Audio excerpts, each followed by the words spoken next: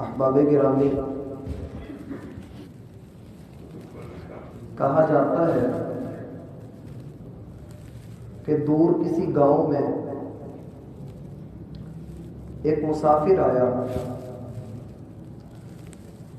گاؤں والوں نے اس کی خدمت کے لیے مختلف قسم کے کھانے اپنے رواج اور اسلام کے مطابق اس کے سامنے رکھے، اور کھانے کے ساتھ انہوں نے ایک بہت بڑا موٹا ڈنڈا بھی لا کر رکھ دیا۔ مہمان اب ڈر کر کھانا نہیں کھا رہا تھا کہ نہ جانے اس ڈنڈے کا مقصد کیا ہے۔ اس نے گاؤں والوں سے کہا کہ آپ نے یہ ڈنڈا کیوں رکھا ہے؟ وہ جواباً کہنے لگے کہ ہمیں معلوم نہیں کہ یہ ڈنڈا کیوں رکھا جاتا ہے، لیکن ہم نے اپنے بزرگوں کو دیکھا ہے کہ جب بھی کوئی مہمان آتا وہ کھانے کے ساتھ اس کے لیے اس طرح ایک ڈنڈا رکھا کرتے تھے۔ مہمان کہنے لگا کہ اللہ کی قسم میں تب تک کھانا نہیں کھاؤں گا جب تک تم مجھے اس کی تفصیل نہیں بتا دیتے، اس کا مقصد نہیں بتا دیتے۔ اب گاؤں والوں میں کھلبلی مچ گئی کہ یہ کیسا مہمان ہے جو ہماری مہمان نوازی قبول نہیں کر رہا، اور جو سوال ہم سے کر رہا ہے اس کا جواب ہمیں معلوم نہیں۔ بہت سوچ بچار کے بعد انہوں نے گاؤں کے ایک بزرگ کو بلایا اور کہا کہ یہ مہمان کھانا نہیں کھا رہا اور ہم نے اس کے سامنے یہ ڈنڈا رکھا ہے۔ اس بزرگ نے آ کر جب ڈنڈا دیکھا تو وہ گاؤں والوں کو غصے ہونے لگے اور کہنے لگا کہ تم لوگ بے وقوف ہو جو ایک مہمان کے سامنے اتنی موٹی متیر رکھ رہے ہو۔ ہمارے بزرگ ایسے نہیں کیا کرتے تھے، انہوں نے تو اس سے کچھ چھوٹا ڈنڈا رکھا ہوتا۔ بزرگ کی ہدایت پر ڈنڈے کو 2-3 فٹ کاٹ کر چھوٹا کر کے مہمان کے سامنے رکھ دیا گیا، لیکن مہمان کا ڈر ابھی بھی برقرار تھا۔ اس نے کہا کہ میں کھانا نہیں کھاؤں گا۔ پھر گاؤں والوں نے مشورہ کیا اور اس سے بھی بڑا ایک بزرگ ڈھونڈ کر لائے۔ اس بزرگ نے جب وہ ڈنڈا دیکھا تو کہنے لگا، اللہ کے بندو، ہمارے بزرگ یہ نہیں کیا کرتے تھے، بلکہ انہوں نے اس سے ہلکی ایک چھوٹی سی ڈنڈی رکھی ہوئی ہوتی تھی۔ مہمان کا تجسس بڑھ گیا، ڈنڈی اس کے سامنے رکھ دی گئی، اس کو رگڑ کر وہ ڈنڈی بنا کر اس کے سامنے جب رکھی گئی تو مہمان کہنے لگا کہ میں تب تک کھانا نہیں کھاؤں گا جب تک آپ مجھے اس کے رکھنے کا مقصد نہیں بتائیں۔ اب گاؤں والے بڑے پریشان تھے، بڑی مشکل سے انہوں نے ایک بابے کو تلاش کیا جس کی عمر تقریباً 99 سال تھی۔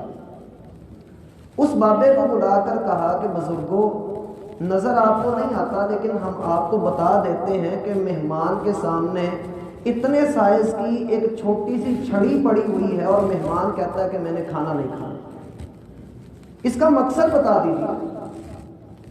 اس بابے نے جب یہ بات سنی تو بھڑک اٹھا اور گاؤں والوں سے کہنے لگا کہ تمہارا ستیہ ناس ہو، ہمارے بڑے بزرگ مہمان کے آنے پہ اس کے سامنے پیالی میں ایک ٹوتھ پک رکھا کرتے تھے کہ اگر اس کے دانتوں میں کوئی کھانا پھنس جائے تو وہ اسے صاف کر لے، تم لوگوں نے کیا کر لیا؟ یہ ایک عجیب سی بات ہے جو میں نے آپ لوگوں کے سامنے رکھی۔ یہ درس نہیں ہے، اس کو آپ درس کا نام کبھی بھی نہیں دیں گے، لیکن ایک مثال دی ہے کیونکہ میں آپ کو جو بات سمجھانا چاہتا ہوں وہ اس مثال سے آپ کو اچھی سمجھ آ جائے گی۔ میرا بھائی، دین کے اندر جب بھی کوئی ایسا کام جس پر ہم یہ لیبل لگاتے ہیں کہ اس میں حرج ہی کیا ہے، وہ آنے والی نسلوں کے لیے دین بن جاتا ہے، اور پھر وہ اس کو بڑھا چڑھا کر اس موٹے ڈنڈے کی طرح بنا لیتے ہیں جس کی نہ دلیل ہوتی ہے، نہ کوئی برہان ہوتی ہے، نہ قرآن میں اس کا ذکر ہوتا ہے، نہ سنت اس کی ثبوت میں کچھ پیش کر رہی ہوتی ہے، اور ہم دھڑا دھڑ اس عمل کو کر رہے ہوتے ہیں۔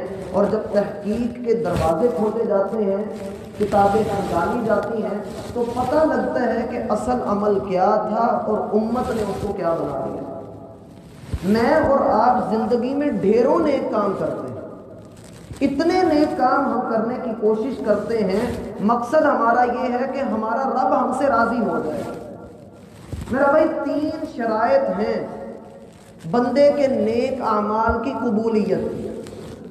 بندہ کوئی بھی نیکی کرتا ہے، اگر وہ چاہتا ہے کہ اس کا عمل اللہ کے ہاں مقبول ہو جائے تو اس کے ہر عمل میں جب تک 3 شرطیں نہیں ہوں گی اس کا عمل اللہ کے ہاں قبول نہیں ہوگا، بلکہ مردود ہوگا، بے شک وہ کتنا مرضی خوبصورت کیوں نہ ہو۔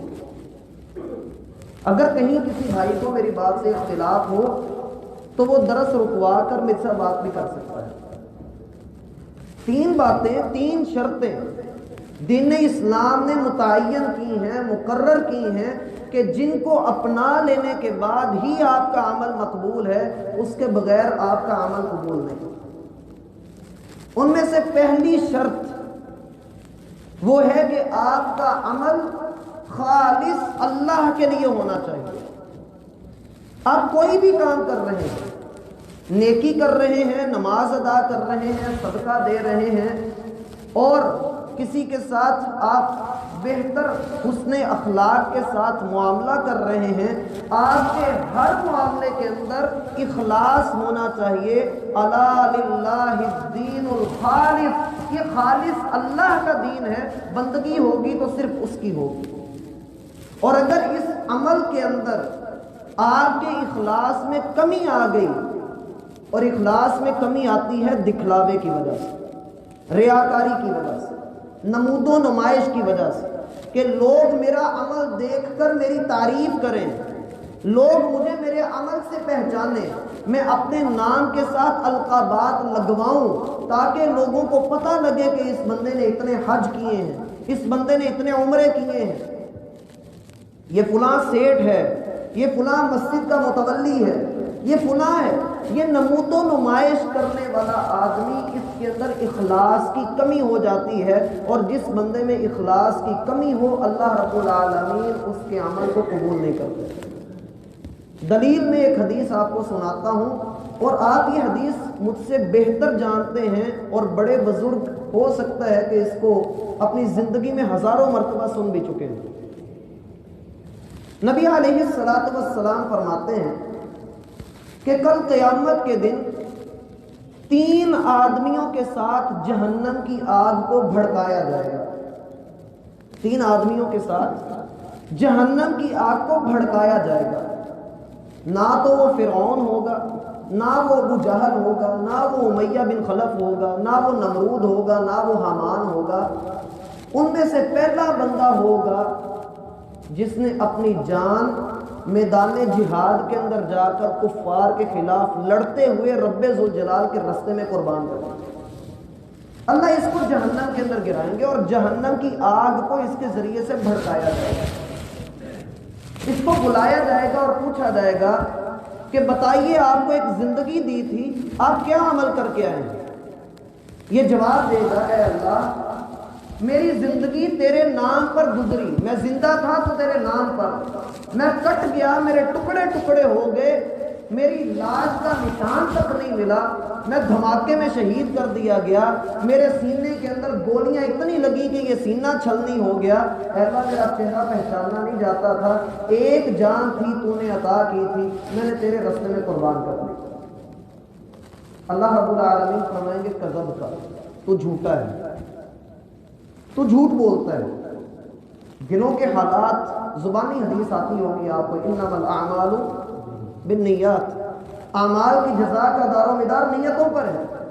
تیری یہ تقریر، تیرا یہ الفاظ اور تیرے یہ جذبے اور تیرے کلمات، حروف، تیرے جملے بڑے اعلیٰ ہیں، لیکن تیرے دل میں کیا تھا کہ لوگ تجھے جبری جوان کہیں، لوگ کہیں کہ بڑا بہادر ہے، لوگ تیرے نام کے اوپر اپنے بچوں کے نام رکھیں، لوگ بتائیں کہ فلاں ایک مجاہد تھا۔ تو ایسی تمنا کیا کرتا تھا کہ دنیا والے تیری تعریف کریں، جا دنیا والوں سے بدلہ لے لے، ہمارے پاس تیرے لیے کچھ نہیں، تو نے جو چاہا تجھے مل گیا، دنیا والوں نے تیری تعریف کر دی، اخلاص میں کمی آئی، اللہ رب العالمین حکم دیں گے پوری حافظ ناف اونڈا منہ کر کے جہنم کے اندر پہنچے۔ دوسرا آدمی وقت کا حاتم طائی، اللہ کے راستے میں خرچ کرنے والا، مال و دولت کا منہ کھلا ہے، دن بھی خرچ کرتا ہے، رات کو بھی خرچ کرتا ہے، اور بے پناہ خرچ کرتا ہے، کسی کو انکار نہیں کرتا، لوگوں کو حج و عمرے کرواتا ہے، مسجدیں بنواتا ہے، مسجد کی انتظامیہ کے اندر اس کا ایک بڑا نام ہے، اور کتنے مدارس کا یہ خرچ چلا رہا ہے، یہ کسی کو نہ نہیں کرتا۔ اللہ رب العالمین اس سے پوچھے بتائیے آپ نے کیا کیا؟ وہ کہے گا اللہ تو نے زندگی دی، تو نے مال بھی دیا، اور مال میں نے دن رات تیرے راستے میں خرچ کیا، اپنا ہاتھ نہیں روکا، تیرا فضل جو تو نے مجھ پر کیا تھا میں نے تیری مخلوق کو اس میں حصے دار بنایا۔ اللہ رب العالمین فرمائیں گے کذب کا، تو جھوٹ بولتا ہے، کیونکہ انما الاعمال بالنیات، اعمال کی جزا نیتوں کے مطابق ملا کرتی ہے۔ اللہ سبحانہ و تعالی فرمائیں گے تو نے تو خرچ اس لیے کیا کہ لوگ تیری تعریف کریں، لوگ کہیں کہ فلاں آدمی بڑا خرچیلا ہے، فلاں آدمی اللہ کے راستے میں اپنے خزانے کا منہ کھول کر رکھ دینے والا ہے۔ اللہ رب العالمین فرمائیں گے تو یہ فی النار، اس کو بندہ کر کے جہنم کے اندر پھینکو۔ تیسرا آدمی وقت کا عالم، جو لوگوں کو دن رات قرآن و سنت کی تعلیم دیتا ہے، دن رات لوگوں کو پڑھاتا ہے، تقاریر کرتا ہے، درس دیتا ہے، لوگوں کو صحیح بات کی طرف رہنمائی کرتا ہے، اور لوگ اس کا درس سننے کے لیے جمع ہوتے ہیں۔ اور یقیناً یہ ایک ایسا عمل ہے کہ جس میں اللہ کے رسول صلی اللہ علیہ وسلم نے بڑے فضائل بیان کیے ہیں، حتیٰ کہ آپ وہ سمجھ لیں کہ ساری دنیا ایک طرف ہو اور ایک عالم دین ایک طرف ہو تو اس کی فضیلت سب پر بھاری ہے، اتنی فضیلت ہے۔ اس سے پوچھا جائے گا آپ نے کیا کیا؟ زندگی سب کو ملی، آپ کی زندگی کا مقصد کیا تھا؟ وہ جواب دے گا اللہ دن رات تیرا قرآن پڑھایا، سنایا، اے اللہ تیرے دین کی ترویج اور اشاعت میں لگا رہا، دعوت و تبلیغ کے کام میں جڑا رہا۔ اللہ رب العالمین فرمائیں گے قسم تو جھوٹا بولتا ہے، تو جھوٹا ہے، پکا جھوٹا ہے۔ کیوں؟ انما الاعمال بالنیات، اعمال کی جزا نیتوں کے مطابق ملتی ہے۔ اخلاص، خلوص، خالص دین وہ دل کے اندر ہوتا ہے، اور ہم تیرے دل کی حالت کو جانتے ہیں، کیونکہ انا علیم بذات الصدور، اللہ سینے میں چھپے ہوئے رازوں سے واقف ہے۔ یعلم خائنۃ الاعین، آنکھ میں چھپی ہوئی خیانت کو بھی وہ جانتا ہے۔ اللہ رب العالمین کو پتہ ہے کہ تو نے کس نیت کے ساتھ لوگوں کو دین سکھایا، اور اس میں ہم لوگ صرف علماء ہی نہیں، عام عوام بھی بڑے ناڈر ہو گئے ہیں، بغیر علم کے فتویٰ دے دیتے ہیں، لوگ بغیر علم کے اپنی رائے پیش کر دیتے ہیں۔ اور رسول اللہ صلی اللہ علیہ وسلم کا فرمان ہے من افتى بغیر علم، جو بندہ بغیر علم کے فتویٰ دے، اگرچہ وہ بات صحیح کر جائے لیکن بغیر علم کے فتویٰ دے، کل قیامت کے دن اللہ اسے جہنم کی لگاموں میں سے ایک لگام پہنائے۔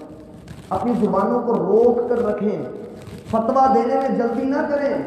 صحابہ کرام کی یہ عادت تھی، ان سے جب کوئی سوال کرتا تو وہ کہا کرتے تھے جا کر فلاں سے پوچھ لو، ہم سے نہ پوچھو، فتویٰ دینے میں جلدی نہ کیجیے۔ ان تین آدمیوں کو مردود قرار دے دیا گیا، حالانکہ ایک شہید ہے، ایک عالم ہے، اور ایک اللہ کے راستے میں خرچ کرنے والا ہے، لیکن اخلاص کی کمی کی بنا پر ان تینوں کا عمل رد کر دیا گیا۔ دوسری طرف اخلاص کی زیادتی ہونے کی وجہ سے اب دیکھیے، ایک آدمی اللہ کے رسول صلی اللہ علیہ وسلم کے پاس آتا ہے، اسلام قبول کرتا ہے، اللہ کے رسول کے ساتھ مل کر کفار کے خلاف جہاد کیا، مال غنیمت میں سے اس کا حصہ بنا، آپ علیہ السلام نے فرمایا یہ تیرا حصہ ہے۔ کہنے لگا اس کے لیے اسلام قبول نہیں کیا، میں نے تو اس لیے اسلام قبول کیا ہے، یہ چلتی ہوئی سانس، یہ رگیں، اس رگ پر آ کر تیر لگے، میرا رب مجھ سے پوچھے کہ میرے بندے یہ کیا تیری حالت ہے، تو میں کہوں میرا رب تیرے رستے میں قربان کر کے آیا ہوں۔ اللہ کے رسول صلی اللہ علیہ وسلم نے فرمایا اگر یہ بندہ اس ارادے کو پکا رکھتا ہے تو اللہ رب العالمین اس کی کہی ہوئی بات کو پورا کرے گا۔ غزوہ احد ہوا اور اس بندے نے جہاد کیا، این اس جگہ پر آ کر تیر لگا، اللہ کے رسول فرماتے ہیں میں دیکھ رہا ہوں کہ اللہ رب العالمین نے اسے جنت میں داخل کر دیا۔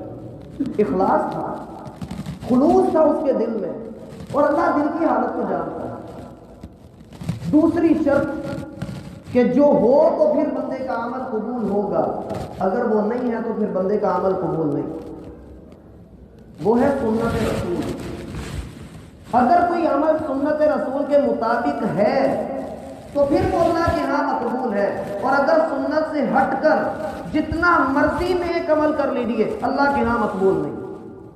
اس میں چند ایک حدیثیں آپ کے سامنے رکھتا ہوں۔ سیدہ عائشہ رضی اللہ عنہا بیان کرتی ہیں، صحیح مسلم کے اندر آتا ہے، صحیح بخاری میں بھی روایت آئی ہے، من احدث فی امرنا ھذا، جس کسی نے ہمارے دین کے اندر کوئی نئی بات ایجاد کر دی فہو رد، وہ مردود ہے۔ من عمل عملا لیس علیہ امرنا فہو رد، جس چیز پر ہماری مہر نہیں وہ مردود ہے۔ صحیح مسلم میں روایت آتی ہے، اللہ کے رسول صلی اللہ علیہ وسلم کے گھر والوں کے پاس 3 صحابہ آئے۔ اللہ کے رسول کے گھر والوں کے پاس 3 صحابہ آئے۔ بھائی تھک تو نہیں گئے؟ تھک تو نہیں؟ 3 صحابہ آئے۔ ان میں سے ایک کا نام تھا علی بن ابی طالب رضی اللہ عنہ، دوسرے کا نام تھا ابو قتادہ رضی اللہ عنہ، اور تیسرے کا نام غالباً عثمان بن مظعون تھا۔ یہ 3 بڑے پائے کے صحابہ ہیں۔ پہلے تو آپ جانتے ہیں بقیہ 2 کی سیرت کم ذکر کی جاتی ہے، لیکن اشارتاً بتا دوں کہ یہ تینوں بڑے بلند پایا صحابی ہیں۔ آ کر اللہ کے رسول صلی اللہ علیہ وسلم کی بیویوں سے سوال کیا کہ اللہ کے رسول جب گھر میں ہوتے ہیں تو کیا کام کرتے ہیں، آپ کی عبادات کیا ہوتے ہیں؟ اللہ کے رسول کی بیویوں نے بتایا کہ آپ علیہ الصلاۃ والسلام تہجد ادا کرتے ہیں، ذکر و اذکار کرتے ہیں، اور آپ علیہ الصلاۃ والسلام اللہ رب العالمین کی بندگی کرتے ہیں، روزہ بھی رکھتے ہیں۔ یہ 3 کام بتا دیا۔ ان میں سے ایک صحابی کہنے لگے کہ اللہ کی قسم ہم کہاں اور اللہ کے رسول کہاں؟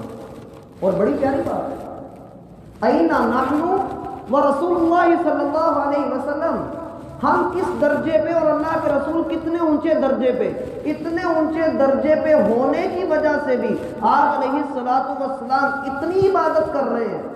ایک کہنے لگا اللہ کی قسم آج سے لے کر میری موت تک جتنی زندگی باقی ہے میں ساری رات تہجد ادا کرتا ہوں۔ اللہ کے رسول سے محبت ہے، اور عمل کرنے کی لالچ دیکھیے، حرص دیکھیے کہ ہم نیک کام کرنا چاہتے ہیں۔ یار وہ اللہ کا رسول جس کے سارے اللہ رب العالمین نے جس کو کہہ دیا کہ آپ نے ہی جنت کے اندر جانا ہے، آپ کی شفاعت ہوگی کہ تو دیگر امتیں جنت میں جائیں گی، وہ اتنے نیک اعمال کر رہے ہیں تو ہم کیوں نہ کریں؟ ہمیں تو زیادہ محنت کرنی چاہیے، ہم تو گنہگار لوگ ہیں۔ کہا میں آج کے بعد ساری رات تہجد ادا کروں گا۔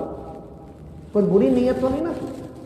دوسرا آدمی وہ کہنے لگا اللہ کی قسم جب تک زندگی باقی ہے میں کبھی روزہ نہیں چھوڑوں گا، میں کبھی روزہ نہیں چھوڑوں گا، اور ایک نفلی روزہ بندہ رکھ لے اللہ کے رسول فرماتے ہیں اللہ رب العالمین اسے 70 سال جہنم سے دور کر دیتے ہیں۔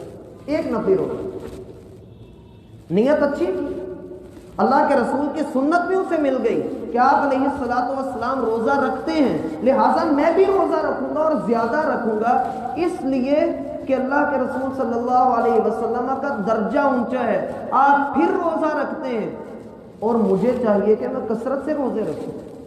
اور تیسرا کہنے لگا لا اتزوج ابدا، میں اپنی بیویوں کے پاس نہیں جایا کروں گا، اب میں گھر سے نکل کر کسی دور جنگل میں جا کر اللہ کا ذکر کروں گا، پتے کھا کر گزارا کروں گا۔ یہ بیویاں، یہ اولاد اللہ رب العالمین کی طرف سے آزمائش ہیں، اور میں اس آزمائش کو جھیل نہیں سکتا، میں آخرت کو یاد رکھنا چاہتا ہوں۔ کیا کمال جذبہ تھا صحابہ کرام۔ اب یہ تینوں یہ باتیں کہہ کر چلے گئے، نیت بھی غلط نہیں، ارادہ بھی غلط نہیں، اور جو باتیں کہہ کر گئے ہیں وہ بھی غلط نہیں، یہ نکل کر گئے ہیں تو اللہ کے رسول آ گئے۔ سیدہ عائشہ رضی اللہ عنہا کہتی ہیں میں نے خبر دی اے اللہ کے رسول صلی اللہ علیہ وسلم آپ کے 3 صحابی آئے تھے، انہوں نے یہ سوال کیا، میں نے یہ جواب دیا اور وہ یہ باتیں کہہ کر اب جا چکے ہیں۔ آپ علیہ الصلوۃ والسلام کے بارے میں آتا ہے، صحیح مسلم کے الفاظ ہیں فتغیر وجہہ، اللہ کے رسول صلی اللہ علیہ وسلم کا چہرہ مبارک غصے کی وجہ سے سرخ ہو گیا۔ حالانکہ یہ غصہ آنے والی بات نہیں ہے میری اور آپ کی نظر میں۔ آپ علیہ الصلوۃ والسلام نے سیدنا بلال کو حکم دیا کہ لوگوں کو اکٹھا کرو، لوگ اکٹھے کر لیے گئے، ممبر لا کر رکھو، ممبر لا کر رکھا گیا۔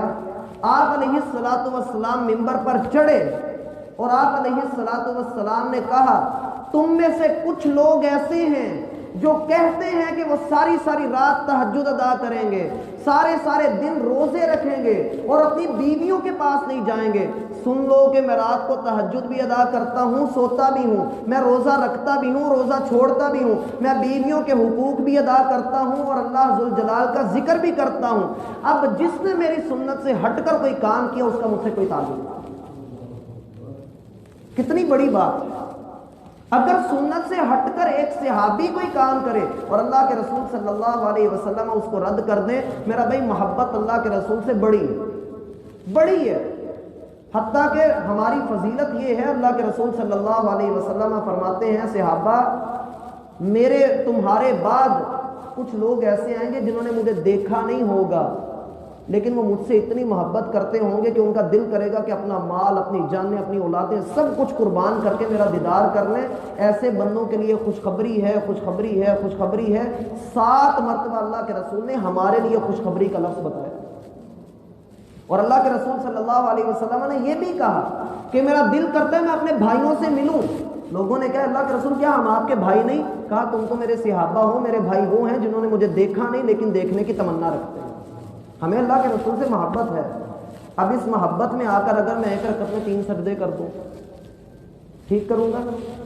نیک کام ہی کر رہا ہوں، آپ کہیں گے غلط۔ کیوں؟ اللہ کے رسول صلی اللہ علیہ وسلم نے 2 ہی کیے ہیں۔ اجر حاصل کرنے کے لیے میں جتنا مرضی بڑا نیک عمل کروں، جب اللہ کے رسول کے عمل سے میں آگے بڑھ گیا تو اللہ کی قسم وہ مردود ہو گیا۔ اور اسی طریقے سے بکرا ذبح کرنا ہے، میں کہوں یار سورۃ بقرہ کی بڑی فضیلت ہے، پہلے وہ پڑھتے ہیں پھر اس کو چھری پھیرتے ہیں، کیا درست ہوگا؟ ہرگز نہیں۔ بسم اللہ اللہ اکبر ہی پڑھنا پڑے گا جو اللہ کے رسول کی سنت ہے۔